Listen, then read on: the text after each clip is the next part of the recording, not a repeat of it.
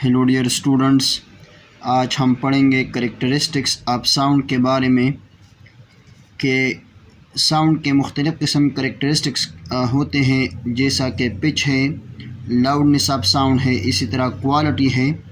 तो आज हम पढ़ेंगे पिच ऑफ साउंड के बारे में, इसी तरह लाउडनेस ऑफ साउंड के बारे में और क्वालिटी के बारे में। तो आइए पहले हम पढ़ते हैं पिच के बारे में कि पिच क्या होती है।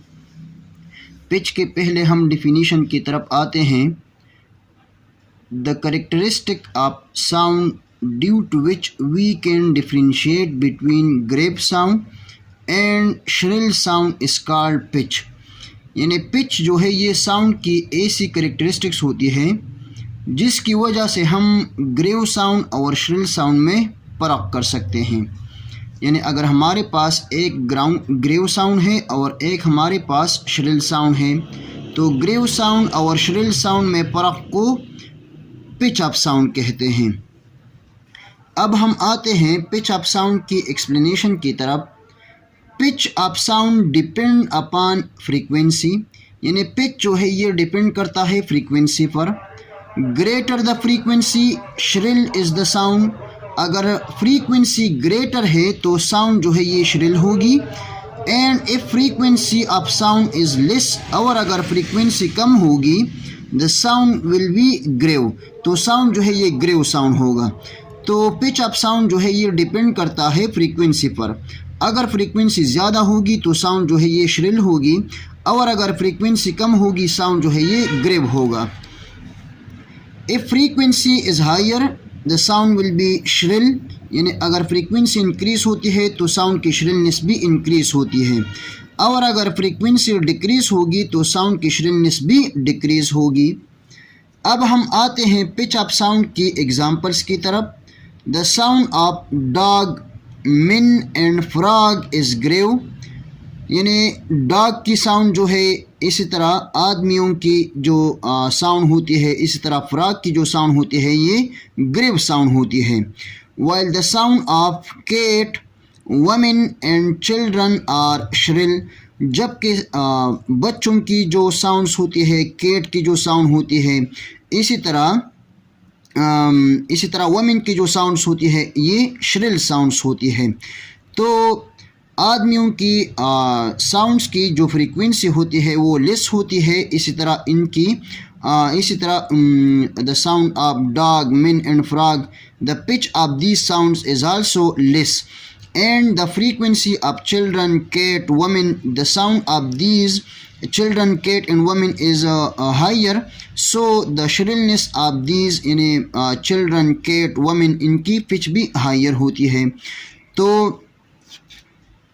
साउंड जो है ये तब ग्रेव होगी जब फ्रीक्वेंसी कम होगी, और साउंड जो है ये श्रिल होगी अगर हमारे पास फ्रीक्वेंसी ज़्यादा होगी। अब हम आते हैं सेकंड करेक्टरिस्टिक्स की तरफ, वो है हमारे पास loudness of sound. Loudness of sound के पहले हम डिफिनीशन की तरफ आते हैं। लाउडनेस ऑफ साउंड की डिफिनीशन ये है कि the characteristic of sound by which we differentiate between loud sound and faint sound is called loudness. यानी लाउडनेस ऑफ साउंड जो है ये साउंड की ऐसे करेक्टरिस्टिक होती है जिसकी वजह से हम लाउड साउंड में और फेंट साउंड में फ़र्क कर सकते हैं। यानी लाउड साउंड और फेंट साउंड में फ़र्क को लाउडनेस कहते हैं। लाउडनेस ऑफ साउंड की एक्सप्लेनेशन की तरफ आते हैं। Loudness of sound depends on the following factors. Loudness of sound जो है ये कुछ फैक्टर्स पर डिपेंड करता है। वो फैक्टर हम यहाँ पर डिस्कस करते हैं। वो है नंबर 1 हमारे पास area of vibrating body. The loud sound will be produce, sound जो है ये लाउड प्रोड्यूस होगी if area of vibrating body is large. अगर वाइब्रेटिंग बॉडी का एरिया जो है ये लार्ज होगा तो साउंड जो है ये लाउड प्रोड्यूस होगा। एंड वाइस वर्सा का मतलब ये है कि अगर एरिया लार्ज है तो साउंड जो है ये लाउड प्रोड्यूस होगा, और अगर एरिया कम है तो साउंड जो है ये फेंट प्रोड्यूस होगा। इसी तरह सेकंड नंबर फैक्टर ये है कि amplitude of vibrating body. Loud sound will be produced if amplitude is large and vice versa. इसी तरह अगर हमारे पास वाइब्रेटिंग बॉडी की एम्पलीट्यूड ज़्यादा है तो साउंड जो है ये लाउड साउंड प्रोड्यूस होगा, और अगर वाइब्रेटिंग बॉडी का एम्पलीट्यूड कम है तो साउंड जो है ये फेंट साउंड प्रोड्यूस होगा। सो अगर एम्पलीट्यूड इंक्रीज़ होती है तो लाउडनेस भी इंक्रीज़ होगी, और अगर एम्पलीट्यूड कम होती है तो लाउडनेस भी डिक्रीज़ होगी। थर्ड नंबर फैक्टर है distance from the vibrating body. If distance between the source and listener increases, loudness of sound decreases and vice versa।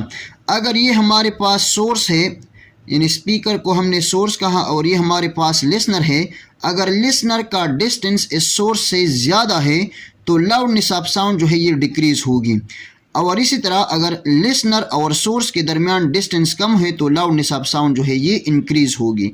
So the sound will be loud if the distance between the listener and the source is less, and the loudness of sound will be less if the distance between the listener and the source is greater.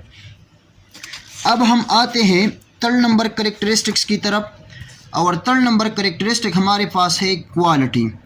Quality के पहले हम definition की तरफ आते हैं। The characteristic of sound by mean of which we can differentiate between the two sounds having same pitch and loudness. अगर हमारे पास to sounds है, उन दोनों की पिच भी सेम है और लाउडनेस भी सेम है, तो दोनों की साउंड में फ़र्क को हम कहते हैं क्वालिटी। रीज़न इसका क्या है कि दोनों साउंड के पिच भी सेम है, लाउडनेस भी सेम है, तो हम इसमें फ़र्क कैसे करेंगे? तो इसके लिए रीज़न हमारे पास है कि इन दोनों की वेवफॉर्म जो है ये डिफरेंट होगी। यानी रीज़न जो है ये है कि the waveform is different. Means अगर हमारे पास ये क्लैरिनेट है एक, और ये हमारे पास दूसरा डिवाइस है पियानो, दोनों से हमने साउंड को प्रोड्यूस किया, दोनों की पिच भी सेम है, दोनों की लाउडनेस भी सेम है, लेकिन क्लैरिनेट के वेवफॉर्म को अगर देखा जाए तो ये इस तरह, ये क्लैरिनेट का वेवफॉर्म है और ये हमारे पास पियानो का वेवफॉर्म है। चूँकि दोनों का वेवफॉर्म डिफरेंट है तो हम दोनों साउंड्स में आसानी के साथ फ़र्क कर सकते हैं। तो रीज़न इसका ये है कि दोनों साउंड में फ़र्क हम कैसे कर सकते हैं, तो रीज़न इसका ये है कि दोनों का वेवफॉर्म जो है ये डिफरेंट होगा। इसका एक और रीज़न ये है कि क्वालिटी इज़ डिफरेंट, यानी पियानो और क्लैरिनेट का क्वालिटी जो है ये डिफरेंट है। इसी तरह हम कह सकते हैं कि दोनों की क्वालिटी डिफरेंट है, इसी तरह हम दोनों साउंड में फ़र्क कर सकते हैं कि ये क्लैरिनेट का साउंड है और ये पियानो का साउंड है।